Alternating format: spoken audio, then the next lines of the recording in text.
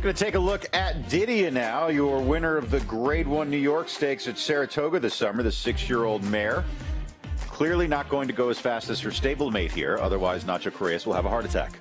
Yeah, that's exactly right. I think all the work is done. He said that.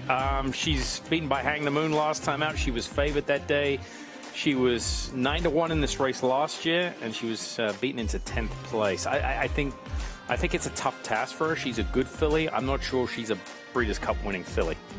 She has a really nice turn of foot when she runs her A race. Her A race was on display in the New York, and it was really on display in the Rodeo Drive last year in 2023. I mean, the way she kicked clear and leveled off in that race back last year, she was only 9-1 in the filly and mare turf. She's not quite looking like we're seeing that exact form for her coming into the race this year, but I do think she's one that's capable of sitting a nice trip. She puts herself in a good position.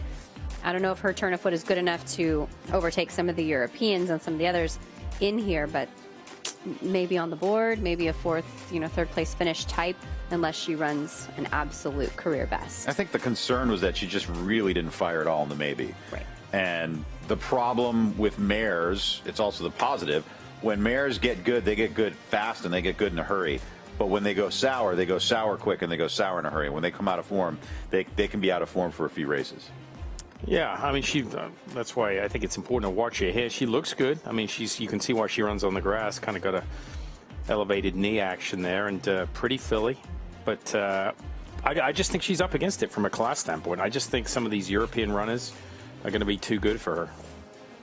I love the exercise rider's shirt. I mean, this is like a cast off from the Luch Racing Stable silks.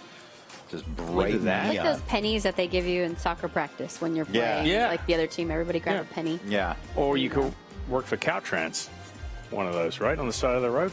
Absolutely. Side work. What's up, Caltrans? Caltrans work rider. As we've got DIDIA stretching her legs for the filly and mare turf. On her best day, she can be competitive with this group. We just don't know if we're going to get that best day from her right now. Yeah, and what's also kind of concerning is that race was over this track, too, in the maybe. So it was one of her more poor recent performances over this course. We're going to do a little before-after, because trainers, they're a unique breed, and their reactions can be a little different. So we saw Nacho before the DIDIA gallop. Let's go to him after the DIDIA gallop with Andie Biancone.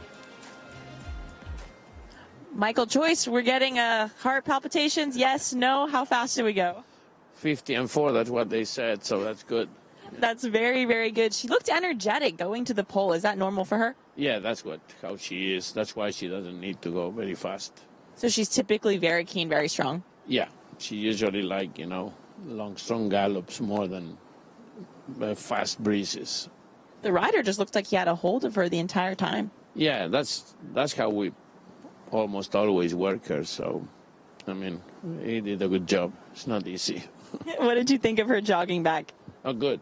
She looked great. So we'll see tomorrow if everything is good as today. Everything that we can do has been done. Horse not blowing a candle. Ignacio can take a deep breath now. All is well here. Now we're much at ease than this morning. So absolutely. that's good.